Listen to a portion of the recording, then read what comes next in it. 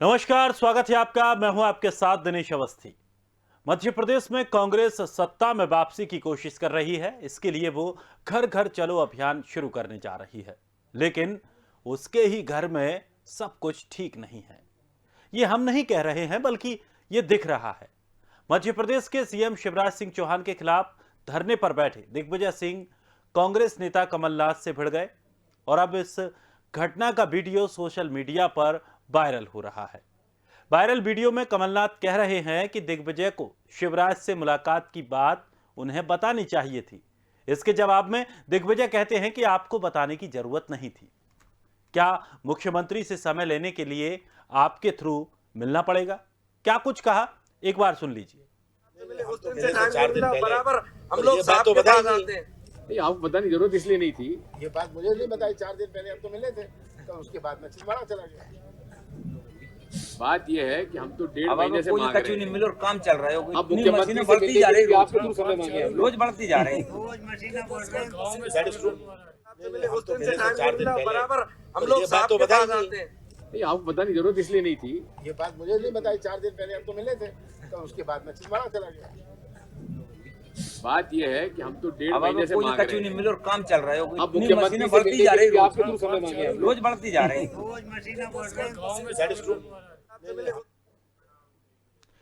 तो सुना आपने, ये हालात मध्य प्रदेश कांग्रेस के सबसे बड़े नेताओं के हैं। तो बाकी के बीच क्या चल रहा होगा, इसका अंदाजा लगाया जा सकता है।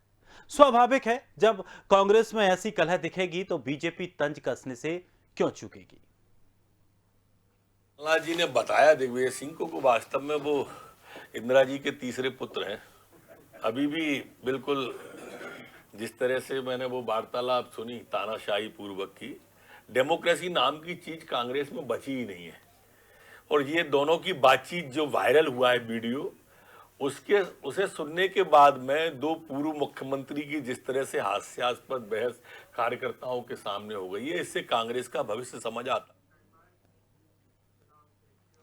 तो देखा आपने विपक्ष की कलह पर सत्ता पक्ष कैसे मजे ले रहा है और क्यों मची है कांग्रेस में कलह। क्या पार्टी में वर्चस्व की जंग है?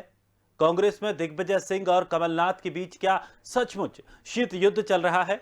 इसी पर आज हम चर्चा करेंगे और इसी को आगे बढ़ाएंगे। और चलिए मेहमानों से आपका परिचय कराते हैं। हमारे साथ शहरयार खान, प्रदेश प्रवक्ता कांग्रेस से, आशीष अग्रवाल, प्रदेश प्रवक्ता बीजेपी से। दोनों मेहमानों का बहुत बहुत स्वागत है हमारे खास कार्यक्रम में। और सबसे पहले मेरा सवाल शहरयार साहब आपसे ही है, क्या कांग्रेस में सब कुछ ठीक नहीं है? देखिए दिनेश जी, आप इस विषय पे डिबेट कर रहे हैं, यह आपका अधिकार है, बिल्कुल करना चाहिए। नरोत्तम मिश्रा जी के मैंने वर्जन सुना, तो उनकी तो ये पुरानी आदत है सुबह 9 बजे तैयार होकर दूसरे के चूल्हे पे रोटी सेकने का काम करना। जबकि अंदर खाने की बात यह है कि ये सरकार जो बीजेपी की चल रही है, इसको गिराने में जो नरोत्तम मिश्रा जी को वादा किया गया था, वो वादा आज तक पूरा नहीं किया गया उनको मुख्यमंत्री बनाने का। तो वो एन के एन प्रकरण मीडिया में बने रहते हैं और शिवराज सिंह चौहान के लिए ऐसी स्थितियां उत्पन्न करते हैं कि वो अपने को कंफर्ट जोन में नहीं पाते हैं। उसी की वानगी है कि वो पूर्व मुख्यमंत्री दिग्विजय सिंह जी को भी टाइम देने के लिए 1.5 महीना लगा देते हैं, और जब उसका डूब क्षेत्र के आंदोलनी ला के वो सीएम हाउस की तरफ जाते हैं, तो वहां सामने से निकल जाने के बाद भी वो कैसे जनसेवक है कि एक जनता की आवाज को सुनने के लिए एक पूर्व मुख्यमंत्री के पास नहीं रुकते। तो इससे साफ जाहिर है कि भाजपा के अंदर बहुत फुटबॉल है और वो कांग्रेस की कमियां ढूंढने का काम करती हैं।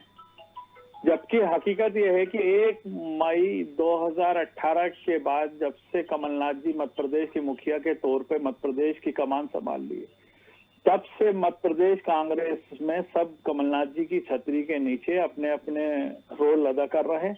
हम को उस टाइम पे 2018 में भी बोला गया था कई धड़ों में पटी हुई पार्टी है, कैसे चुनाव लड़ेगी, कैसे जनता की आवाज बनेगी, लेकिन मध्य प्रदेश की जनता ने कमलनाथ जी के छिंदवाड़ा विकास मॉडल को स्वीकार करके मध्य प्रदेश में कांग्रेस की सरकार बनाई और मात्र 7 महीने 10 दिन के अंदर कमलनाथ जी ने ये करिश्मा दिखा के 11 दिसंबर 2018 को मध्य प्रदेश में कांग्रेस की सरकार बनाने का काम अपने वरिष्ठ और कनिष्ठ लोगों के सहयोग से ही किया था।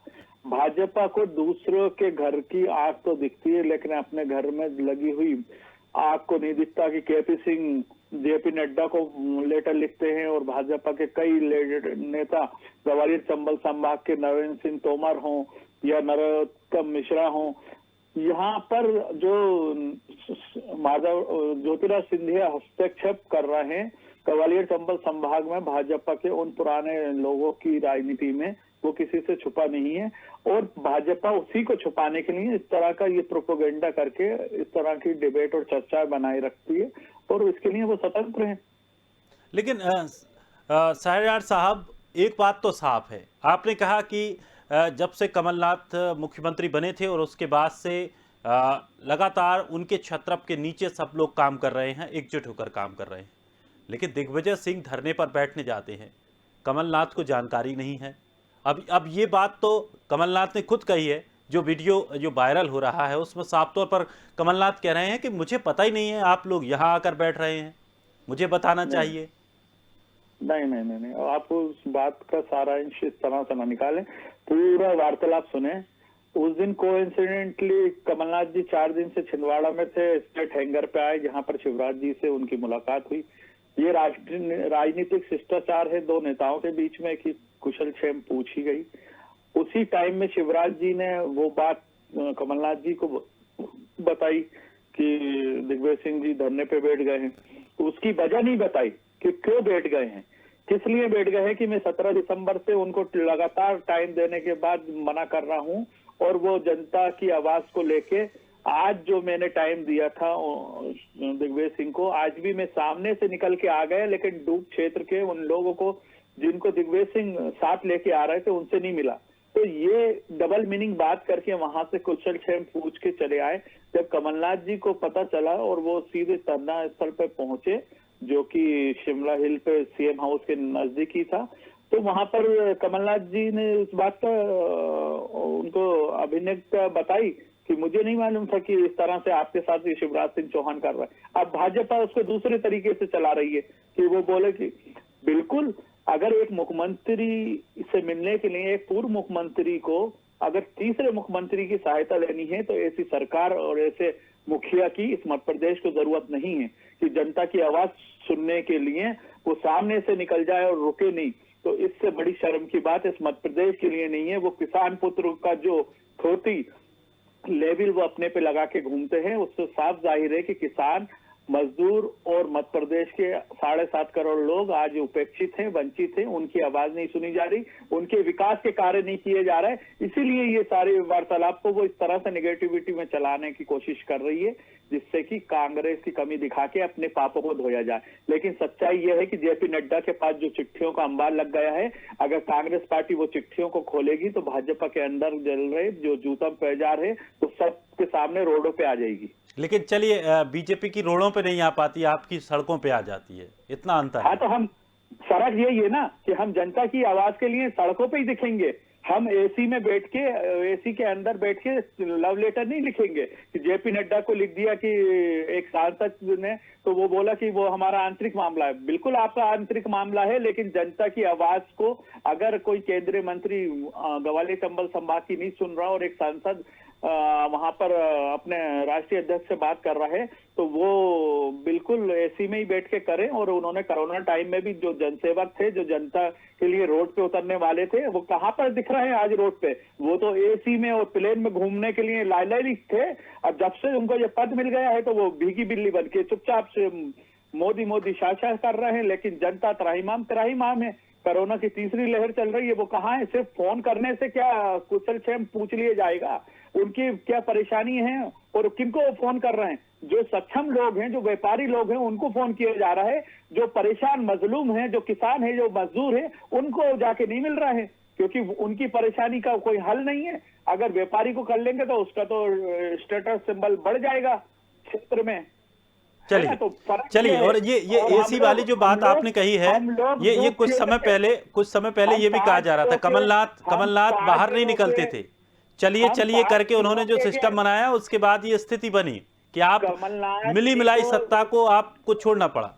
देखिए, मैं दिनेश जी आपको बिल्कुल आमंत्रित करता हूँ, आप मेरे साथ छिंदवाड़ा चलें और बुधनी चलें। पहले मैं आपको बुधनी घुमाता हूँ, उसके बाद छिंदवाड़ा लेके चलता हूँ, उसके बाद कंपेरिजन कर लें कि एक 17-18 साल का मुख्यमंत्री और एक 1.25 साल के मुख्यमंत्री के क्षेत्र में कितना विकास की बात जो यही तो आरोप लगा रहे थे कि पूरी जो विकास के मॉडल हैं, जो विकास की योजना है, वो छिंदवाड़ा ट्रांसफर कर देते हैं मुख्यमंत्री जी, और विधायकों को कुछ नहीं मिल पा रहा था। दिनेश जी 40 साल से जो आदमी सांसद और केंद्रीय मंत्री रहा और 1.25 साल तो मात्र 15 महीने में भी चुनावी टाइम निकाल दें तो 11-12 महीने का टाइम मिला। चलिए अगर 11 आशीष जी, महीने में एक मुख्यमंत्री। शहर साहब, आशीष जी भी हमारे साथ जुड़ गए हैं। आशीष जी, कांग्रेस की लड़ाई सड़क पर आ रही है और बीजेपी चटखारे ले रही है। देखिए, कांग्रेस की लड़ाई सड़क पर आना कोई नया विषय नहीं है, ये कोई खबर नहीं है, ये तो बड़ी एक सहज और स्वीकार्य होने वाला एक तथ्य है। मैं अपने मित्र शहरयार भाई को सुन रहा था और दिग्विजय सिंह जी और कमलनाथ जी के संबंधों को डिफेंड कर रहे हैं। इतनी मजाक बात थोड़ी है, तो वो अच्छा प्रयास कर रहे हैं, उनको मेरी पूरी सांत्वनाएं हैं। तो बात सिर्फ इतनी है कि दिग्विजय सिंह जी कौन है, पहले हमें इसको समझ लेना चाहिए। देखिए, दिग्विजय सिंह जी सर्वप्रथम तो अप्रासंगिक है और प्रसंग में बने रहने के लिए वो पूरे षड्यंत्र करते हैं, पूरे प्रपंच करते हैं। कभी हिंदू को आतंकवादी बताते हैं, कभी पाकिस्तान के समर्थन में नारे लगाने वालों का साथ देते हैं, कभी तुष्टीकरण की राजनीति करते हैं, और अब इस तरह के जो कुत्सित प्रयास वो कर रहे हैं मध्य प्रदेश में सक्रिय रहने के, वो कमलनाथ जी को ही रास नहीं आ रहा। देखिए, दोनों के वक्तव्यों को देखा जाए, जो अलग अलग दिए गए, और एक वो वीडियो को देखा जाए, तो बहुत स्पष्ट है कि दिग्विजय सिंह जी ने जो धरना आयोजन किया था वो कमलनाथ जी की जानकारी में नहीं था। अब कमलनाथ जी प्रदेश अध्यक्ष हैं, कमलनाथ जी नेता प्रतिपक्ष हैं, तो दिग्विजय सिंह जी अगर उनकी बिना जानकारी में अगर कोई भी राजनीतिक सक्रियता मध्य प्रदेश में रखे हैं, जबकि वो प्रभारी किसी दूसरे प्रदेश के हैं, वो पदाधिकारी राष्ट्रीय हैं, तो निश्चित ये बताता है कि दिग्विजय सिंह जी का अब अगला निशाना कमलनाथ और नकुलनाथ है। क्योंकि दिग्विजय सिंह जी देखिए लंबे समय से सिर्फ एक ही लड़ाई लड़ रहे हैं कि कैसे वो अपने पुत्र को बचे हुए जितने भी युवा तुर्क हैं उनको निपटा कर स्थापित कर सके। तो अभी ज्योतिरादित्य सिंधिया जी और उनके साथियों को तो उन्होंने प्रयास किया ही, और जिसमें काफी हद तक वो सफल असफल रहे वो एक अलग बहस हो सकती है, परंतु अपनी पार्टी से तो उन्होंने रुखसत कर ही दिया। अब उनका अगला निशाना नकुलनाथ है और उसके लिए स्पष्ट नजर आ रहा है कि दिग्विजय सिंह जी ने कमर कस दी है।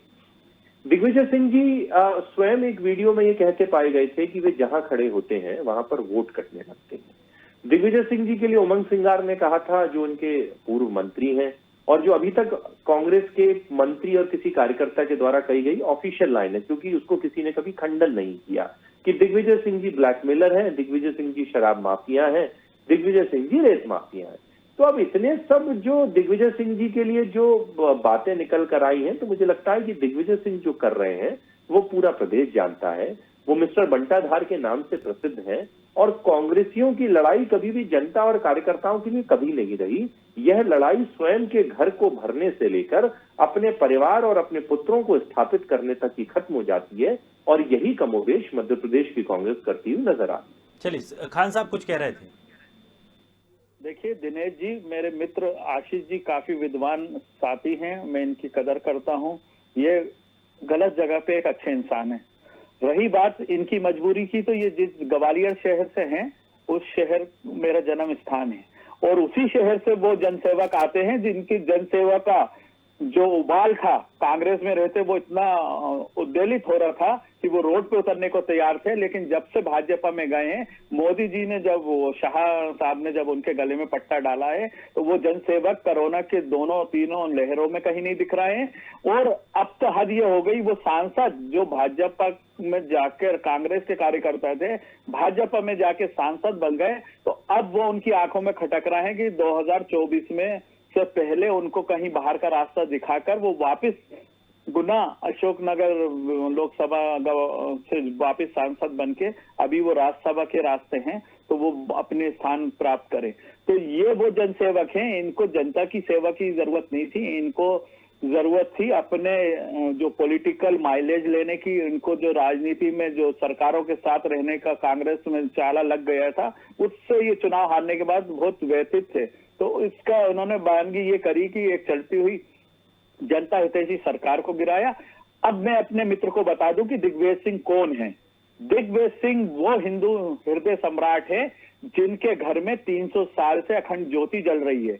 दिग्विजय सिंह वो हैं जो सच को सच कहने का मादा रखते हैं। दिग्विजय सिंह वो हैं आरएसएस और भाजपा की आंखों का किरकिरी हैं। दिग्विजय सिंह वो हैं जो सबसे ज्यादा भाजपा और आरएसएस की कलाई खोलते हैं, तो वो दिग्विजय सिंह हैं। दिग्विजय सिंह वो हैं, दिग्विजय सिंह के सामने एक ओवरनाइट एक साध्वी को लाया जाता है और आज भोपाल अपने विकास की जो दुर्गति देख रहा है उस साध्वी के सांसद रहते हैं, उसकी परिणाम यह है कि आज भोपाल में विकास कार्य रुके हुए हैं। दिग्विजय सिंह वो हैं, दिग्विजय सिंह हर पार्टी में उनके अच्छे संबंध है, सिर्फ भाजपा को खटकते इसलिए हैं कि भाजपा की दुखती रग को वो दबाते हैं।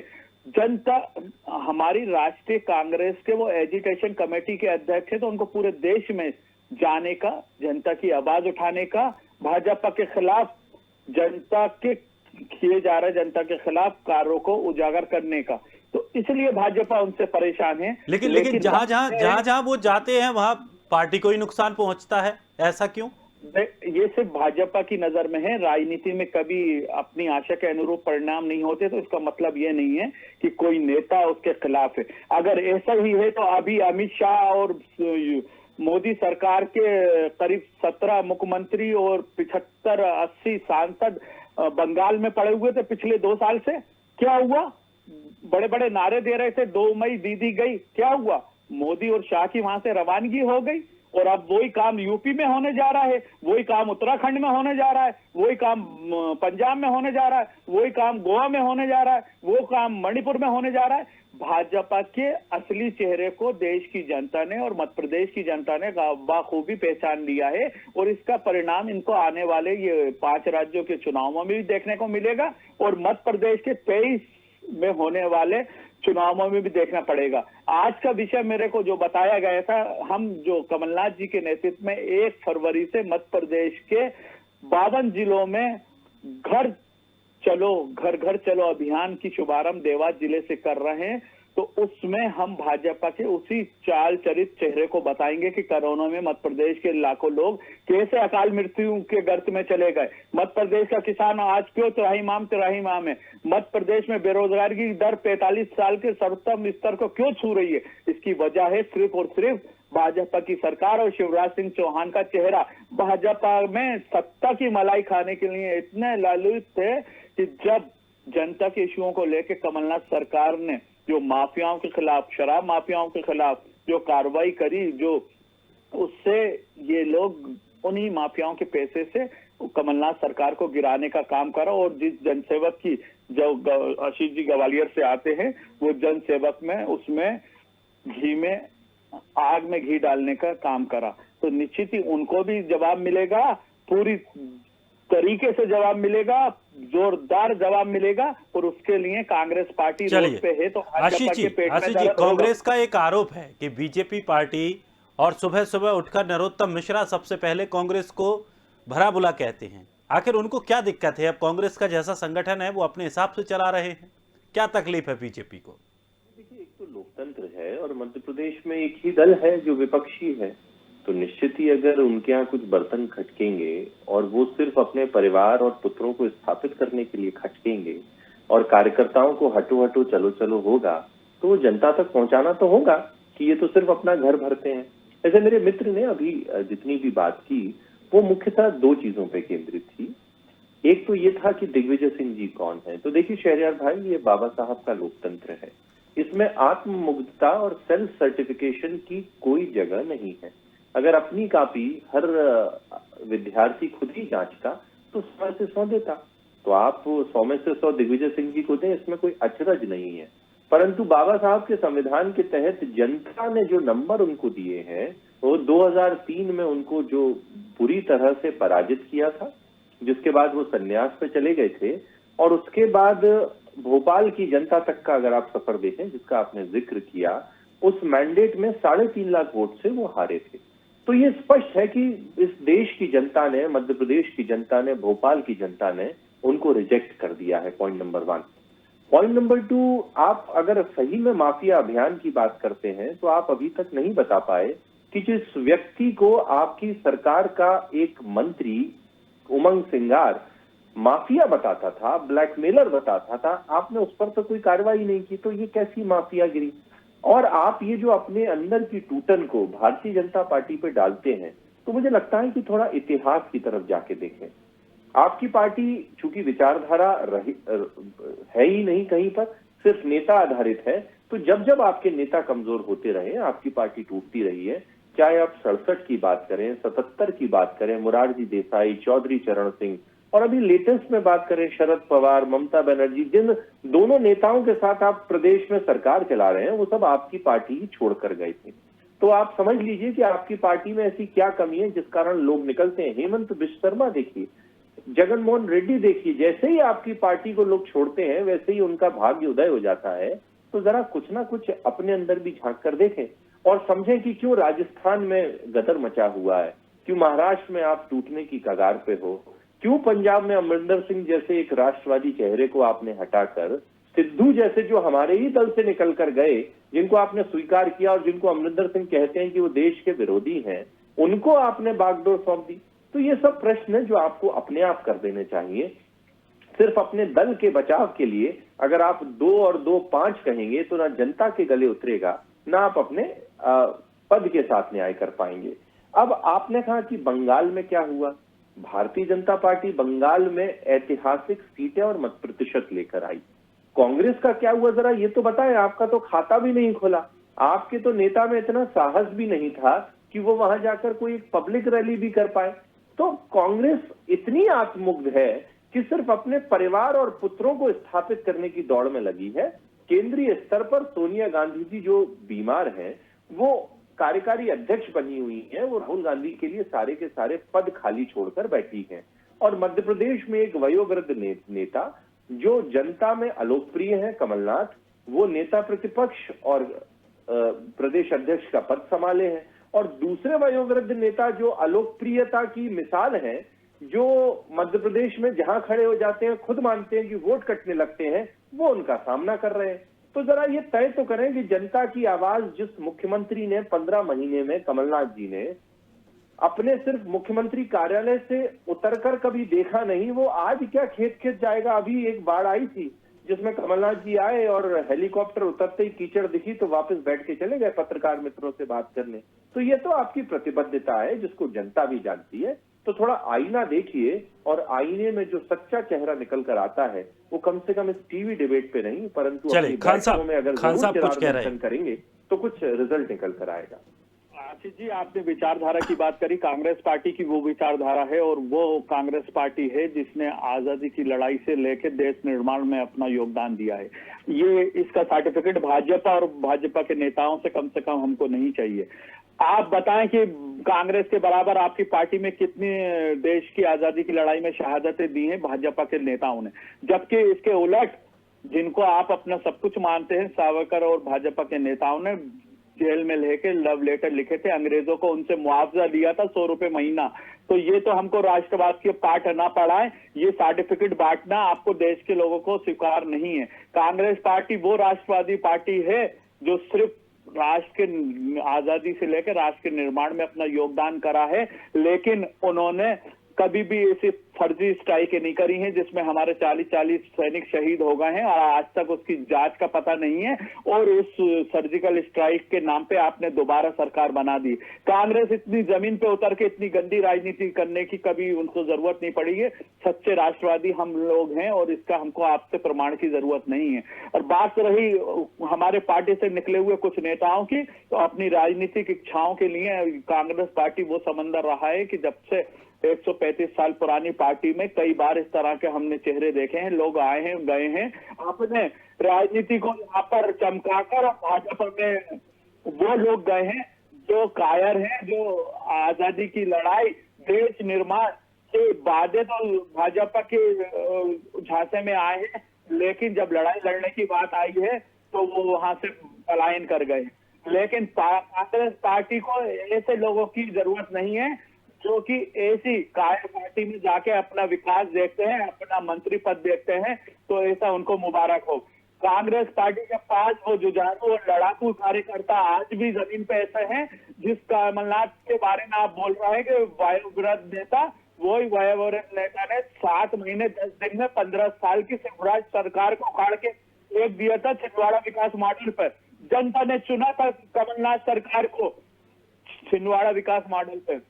आशीष जी, मैं आपको भी अवस्थी जी के साथ आमंत्रित करता हूं, अपने साथ अपने वाहन में ले चलूंगा छिंदवाड़ा भी, और वापसी में आपको बुधनी भी। तो आप खुद तय कर लेना कि कमलनाथ जी ने सांसद रहते और केंद्रीय मंत्री रहते हुए और 7 साल मुख्यमंत्री रहते मध्य प्रदेश का जो विकास किया है, छिंदवाड़ा का जो विकास किया है, चाहे शिवराज सिंह चौहान ने एक विधानसभा का भी वो विकास नहीं किया है, तो इससे दूध का दूध और पानी का पानी हो जाएगा।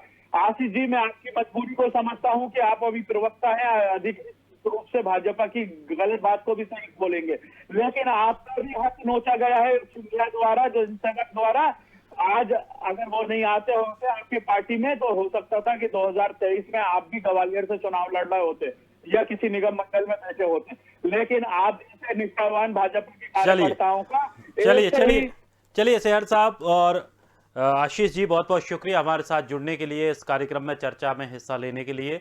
लेकिन एक बात तो है कि कांग्रेस में जिस तरह से लगातार संगठन को लेकर आवाजें निकल कर सामने आ रही थी, वो अब सड़क पर भी सामने आ गई। अब देखना ये होगा कि 2023 के चुनावों में ये सड़क पर आई कांग्रेस कैसे मुकाबला करती है। फिलहाल इस खास कार्यक्रम में इतना ही। ताजा तरीन खबरों के लिए आप बने रहिए स्वदेश के साथ। सबसे पहले देश।